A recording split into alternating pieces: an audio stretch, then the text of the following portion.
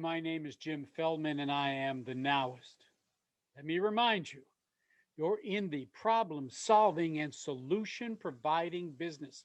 No matter what you do, no matter what you produce, no matter what you sell, see a need, fill a need. Let me ask you a question. Are you tied up in knots trying to analyze all the variables, all those things that make up the parts and parcels of a successful business? Well, to fully understand how to be a great entrepreneur, how to be a great businessman, I've got some tips and tricks for you today.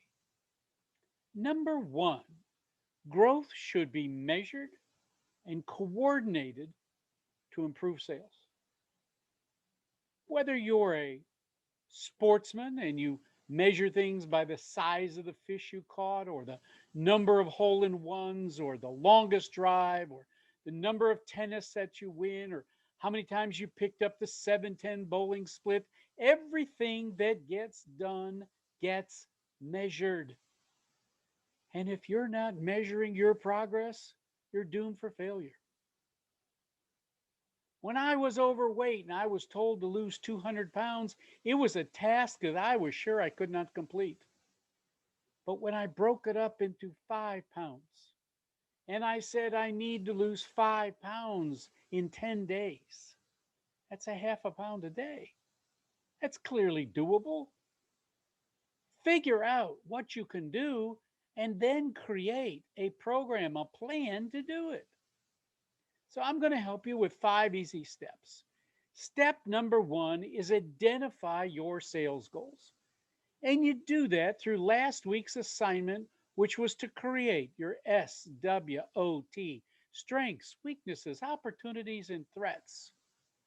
This is your DNA, who you are, what you're good at, what you're not good at, what you've got to overcome to get through the marketplace. McDonald's is in the what business? They're in the I am hungry business. Therefore, I'm going to feed you. They understand they're not gourmet. They understand they are not certainly going to satisfy everyone. But they keep testing products. They keep adding, subtracting, multiplying, divided. They bring back the McRib, they take it away. They offer a breakfast special, they take it away, only to gauge their market and discover the data and analytics that make up their customer's persona. I'll talk about that persona in just a second. Because your second step is to nail down your target market. Who is it that you're trying to sell to? Listen, if you're selling dog food, you don't present it to cats. It's that simple. I'm not trying to make your life difficult. I'm trying to simplify how you can be the best. In fact, you want to be the best at what you do first, and then ultimately the only one that does what you can do. That's right. Focus, target your audience. And to do that, you start off with your SWOT, and then you create your SMART plan. And the SMART plan, once again, is pretty straightforward: specific, measurable, achievable, realistic, and timely. You marry that to your strengths, your weaknesses, your opportunities, and your threats. And in doing so, you develop a program that achieves your goals. The SWOT analysis really was something we talked about last week, so I'm not going to dwell on it a great deal. You need to understand what you are good at, what you are bad at, what you are the best at, and how you overcome your competition. You then start to build your customer persona. Who is it in your market that is buying your product or service? I identify suspects as everybody in the world. I identify prospects as narrowing down my suspects. I narrow my prospects to a customer who may buy from me once. And then I try to get that customer to buy from me many times. A client is what I go after. because that's a customer that buys from you repeatedly. Understand that persona. Understand who you're going after and how you're going to get there. Create an avatar. Identify opportunities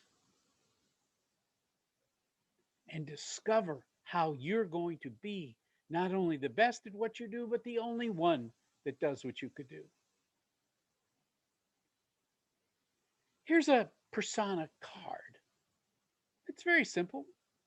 It's not the only way to do it, but it gives you an idea of who your customer is, what their interests are, what their affinities are, what motivates them. How do you know?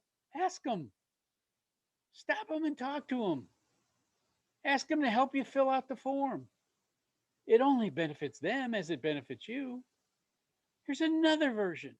Notice in this case, it's different questions, different answers, different responses.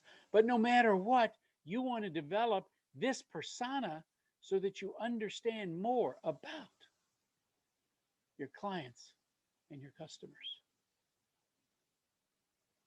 Remember, suspects to prospects, prospects to customers, customers to clients. And then you outline an action plan. That action plan takes 2 through 4 to meet your goals that you created in number 1. It really is a stepping stone, it is a staircase to success. Think of the key performance indicators as a fitness tracker for work. Think about how you're going to go up and down those stairs to reach the top. Sometimes you have to rest. Sometimes you might have to go down. Sometimes you have to take a break. But nevertheless, you're still moving forward. When you're moving forward and you're having these discussions, let me help you get through some confusion. Marketing, selling, promotion, branding, results, they're interchangeable words that people don't understand the difference. And here is, after tens of years of refining them, I've simplified it for you. Marketing is what you do. Selling is what you say. Branding is what you are. And the truth of the matter is, the customer only wants results. What I often refer to as the WIIFM.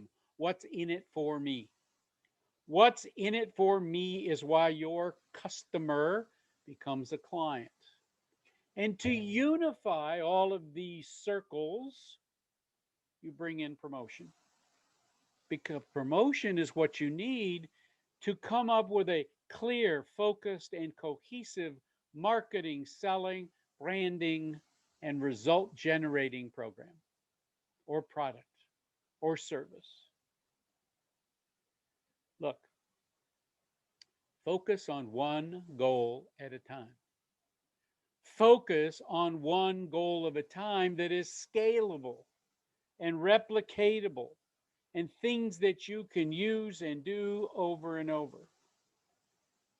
And then measure the sales, because the sales are only recordable once at a time. Your unique selling proposition has your winning zone, your losing zone, your risk, and, and who cares zone. Why do I care about what this person is saying or doing? So you want to balance your USP. So that's your assignment for this course. Develop your USP using the tools that I've given you in the past. Create your unique selling proposition by asking yourself, what do I offer? What problem did I solve? What will my prospects pay for it to become a customer? And is there price sensitivity for my repeat customers? Because I want them to be clients. There's your assignment. Here's the tools I've given you in the past as references. 5 steps, SWOT, and smart.